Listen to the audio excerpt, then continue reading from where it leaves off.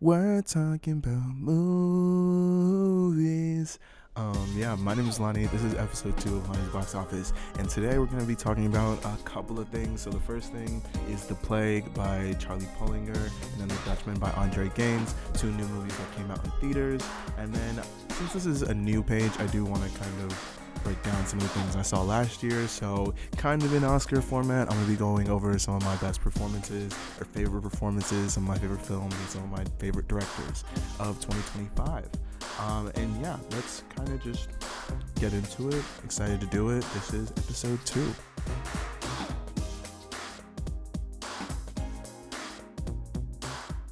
First, I want to talk about The Plague, Charlie Pullinger. This movie I kind of saw on a whim just because I have the AMC Unseen Pass, and it really did not disappoint. The plot really, it starts out as something that you think might not escalate to where it does, but it really gets there, and it really grabs you in with something that you even have to determine whether it's real or fake in the movie, and just the way things are shot, the decisions for the set in the movie, having it at a water polo camp, things like that just made it just so interesting. So the plot of this is basically a bunch of kids are sent to this water polo camp. There's this lead kid that's been there for a couple years and has kind of spread this rumor about this other kid, Eli, that has the plague. So Ben is a new kid that has joined like the table. Jake is the kid that is like spreading this rumor, and basically it becomes a movie about Ben trying to not only get along with Eli but help Eli, but also about how kids kind of react whenever they're in the position of being bullied or how bullying goes. I thought it was really interesting, and I thought it was a great take on everything. I thought the child performances in this movie, I believe it's Everett Blunk as Ben and K.O. Martin as Jake, Kenny Rasmussen as Eli, all amazing performances. And I was even thinking to myself, like, child performances I didn't think were that crazy last year with things like Weapons. I thought they were okay, but this movie really shows you that, okay, child acting, there's some kids that's really still got it, and I hope to see them again. There's also Joel Edgerton as kind of one of the concerned parents in this movie, does a great job. And there's a scene that I really like in this movie at a diner that I think it just really shows how adults, they try their best, and sometimes it even is a pretty decent job, but it's just not enough or not exactly what kids need. Without spoiling too much, I would say highly recommend seeing this movie.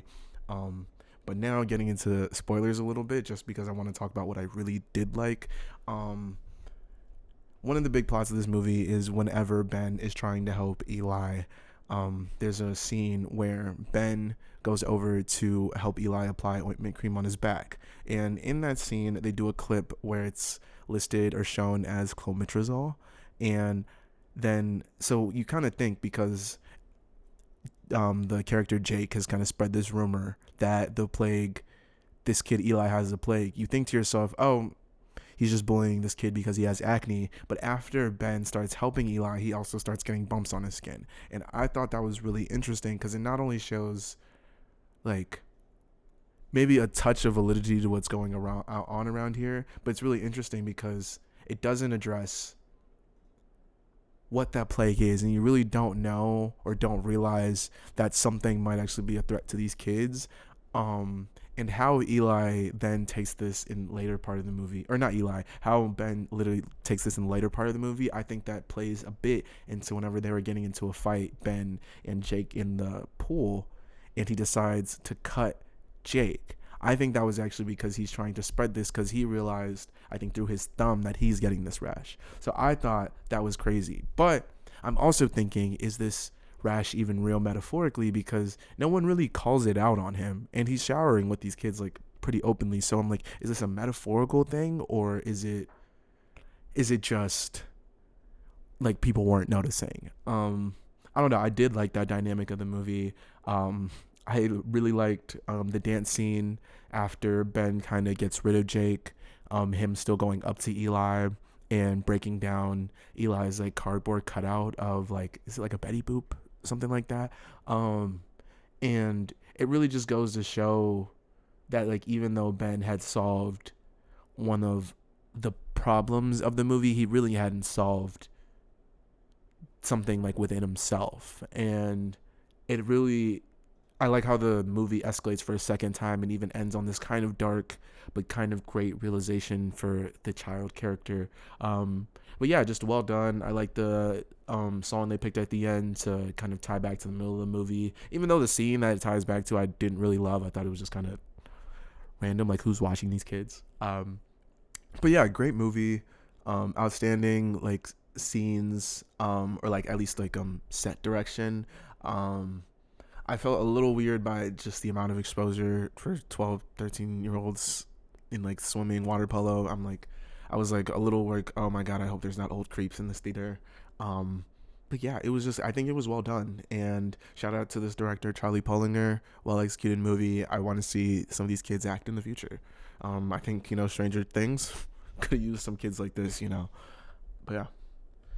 All right, and then the next movie I want to talk about is The Dutchman. Another movie I saw these back to back. It's kind of like the double watch for AMC Unseen, and I I appreciated the attempt.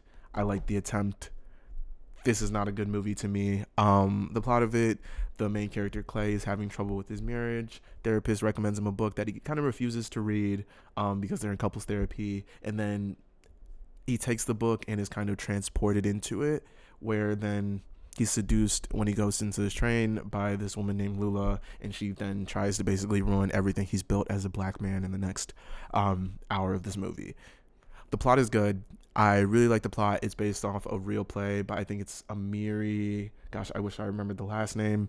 I liked the representation of the characters, but I just think the execution by Andre Holland as Clay wasn't that great. Kate Mara as Lula, she did a solid job, but I think she was pretty miscast.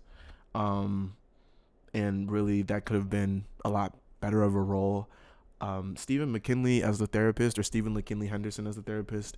I love that guy. I don't know. I see him in a lot of movies. I know he was in like Civil War. He was in a couple of other things. I've seen him in a few things. I love him in all of it. So I was not mad at that. And I kind of liked how he was showing up throughout the movie. I thought it was a little bit funny wherever sometimes he'll just show up in costume, but like I thought it was fun. Um, and yeah. Oh, Zazie Beetz in this. I think that was an interesting part. Um, Seeing Zazie, I first was aware of her in Atlanta, and watching her roles since, I've just kind of seen her in random shows or random things, and I really want more for her as an actor. I think she did an okay job, but I think she has chops that goes beyond roles like this. I mean, she was okay. Didn't think it was anything to write home about, but yeah, I just want to see her in better stuff. Some of the plot writing in this movie was a little flawed. Overall, I just think this needs to be recast. I think it needs a better director, someone that can make this a little bit more gritty. Not a terrible watch. Like if you just want to go see something in theaters, but I'm not really recommending it. But yeah, go see my letterboxd if you want to see a review for The Plague or my review for The Dutchman. Bum, bum, bum. Alright, first episode, this cut might be a little unprofessional as fuck, but I'm waiting on this delivery driver who is 28 minutes late on delivering my food. So I'm just going to drink this coffee and keep going. Alright, let's talk about my personal best pictures of 2025. My first one has to be obvious, Ryan Coogler's Sinners. Not gonna lie, someone that is not the biggest Michael B. Jordan lover. Think he did a great job in this movie. I know Ryan Coogler and Michael have a great like pairing. I think he really showed out, even being the twins in this movie. And after seeing quite a few black directors in 2025, I did realize just how good Ryan Coogler is, kind of how ahead he is with his plot design, with really getting cultural points through in a movie. In like a good, in just a subtle way, but also it's just so prominent. Like the way he does things in his movies are amazing. So Sinners, one of my favorite watches of the year. Weapons, even though in my review of The Plague I talked about how Weapons child acting isn't that great, I think how Weapons is done in terms of just kind of keeping you engaged throughout the different plot perspectives from each of the characters was really great. This is, funny enough, my first movie where I saw Josh Brolin in, and since I've been seeing him in even more movies. He kind of had a crazy year, Pedro Pascalish. Um, I've really liked everything he's done. Amy Madigan, she did a great job playing Aunt Gladys. I watched this movie like 3 times, and every time I watched it, I don't know, I loved the watch. It was just never, I was never dissatisfied with the movie. I always liked watching it. And even though I don't know if it'll win anything on a big critical acclaim, definitely think it is getting deserved love right now. One that I wish, oh my god, I wish this got nominated for more things. The Roses. Oh my god, The Roses. What a good movie. I mean, I'm a Benedict Cumberbatch like love stan. I'll watch everything he does.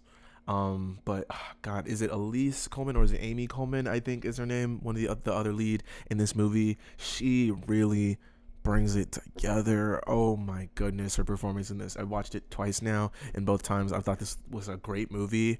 I wish it was talked about more. I just goodness gracious, I love that movie. I think the themes of it, how they handled their relationship was really great. I think both the kids realizing who their parents are throughout the movie was really great. This was such a well executed, well realized movie. Um, and my last two that I'm gonna put in my favorite pictures of 2025 later releases: Wake Up, Dead Man, Knives Out. I like the Knives Out movies. I looked at them more as like, oh, just a fun mystery. But oh my god, not only was it a fun mystery, the execution of the religious themes in this movie, how they draw out the mystery. I was truly stumped throughout it until nearly the end. I loved everyone's motivations around what they were doing. The acting in this was great. What is it? Is it Josh O'Connor as like the lead? Oh my goodness, he just does such a great job as this priest. What execution on this movie. Loved it. Once again, I swear I see this man Josh Brolin and I'm like, okay, I'm in for a good movie. So great movie. Also good Netflix release. I don't know. I don't always have the greatest faith. Stumbling a bit. I don't always have the greatest faith in what Netflix puts out, but what they put out was really, really strong. And I don't know. I'm kind of happy with what they're doing on this Knives Out series. Okay, and my last pick, which I don't know, a little nervous to talk about and say I love, but great movie, Marty Supreme. Oh my god.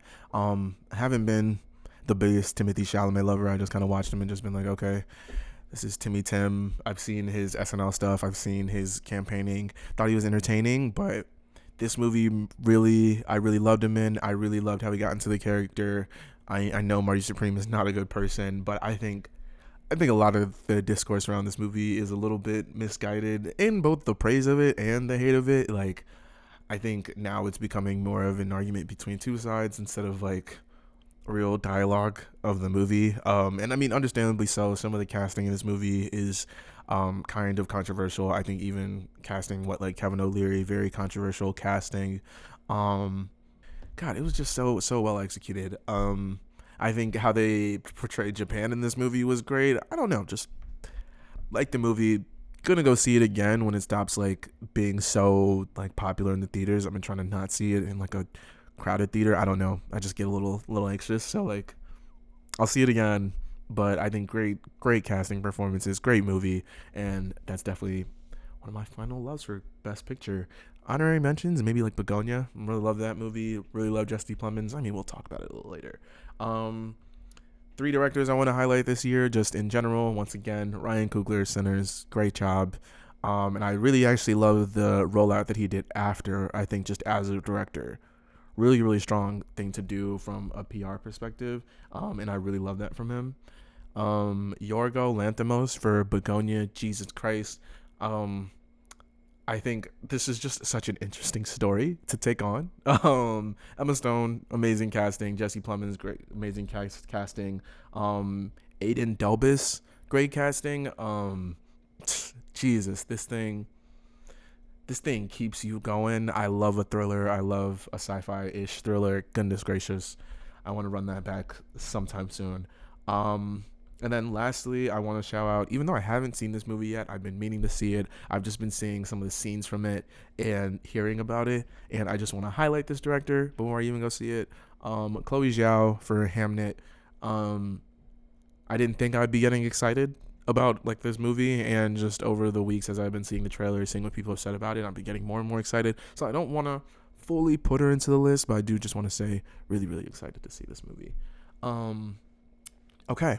Looking at my now lead actors, I want to highlight a few people or just a few performances or for best actor / actress. Dylan O'Brien, Twinless. Oh my God. This movie, I think, really pushes his acting chops, playing those two characters who are so different. And even the character that you're introduced to at the beginning, the dimension that he begins to show is amazing. I forget the other lead's name. He's also really like good character add and kind of fun, but just deep character. I liked how they wrapped things up. I liked how they did the climax because it was so dramatic, but they just didn't take it too far. Goodness, what a great wrapped up movie. My next performance, Jesse Plemons in Begonia. Jesus Christ, this man is fucking sick and this man is fucking insane. And I love it. I love it. I love how Jesse Plemons does it. I don't know. I've seen him in other stuff and like as the bad guy, but this one I was really truly like I would be terrified to run into you in public. So great character. Once again, didn't believe in him for a long time. Timothy Chalamet, Marty Supreme. This is my first like okay.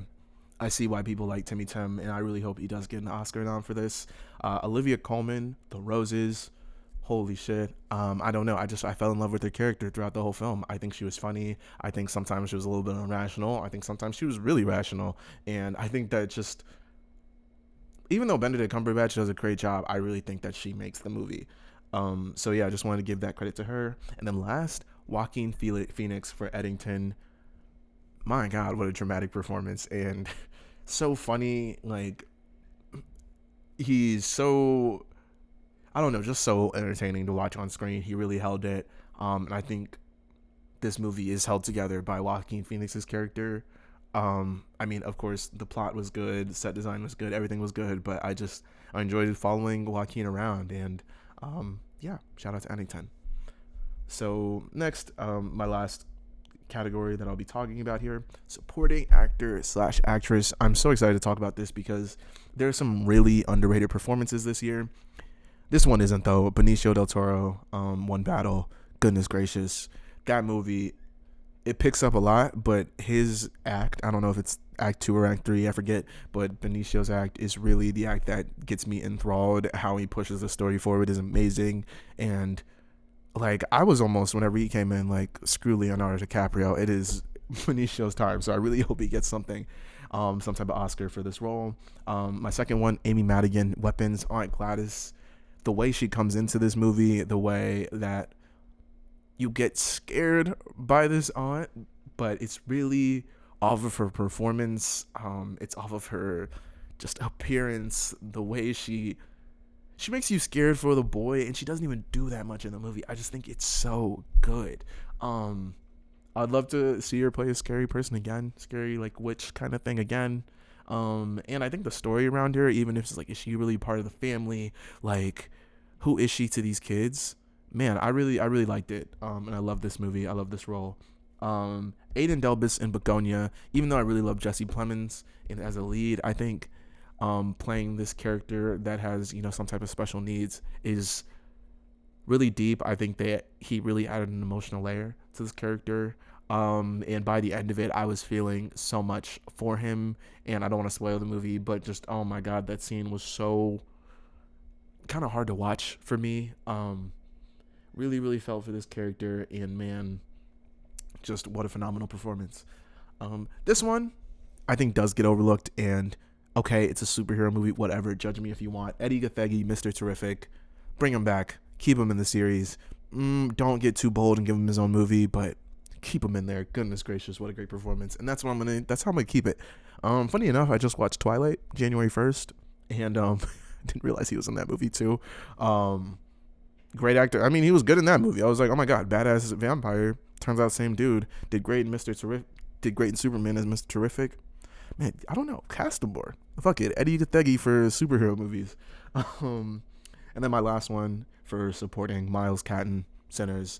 I think Sammy, goodness gracious, what a great performed role. And just that to be your breakout. Jesus Christ. And the fact that you're actually seeing that all throughout the movie, your performances, granted, There are a lot of performances in this movie that I feel like are at your level, but you did a great job holding your own, and for that to be your breakout role, great job. But yeah, those are all the films, or all the kind of roles or categories I want to talk about from my 2025 movies, just so everyone that's new to this channel gets, I don't know, vibe of what I'm about.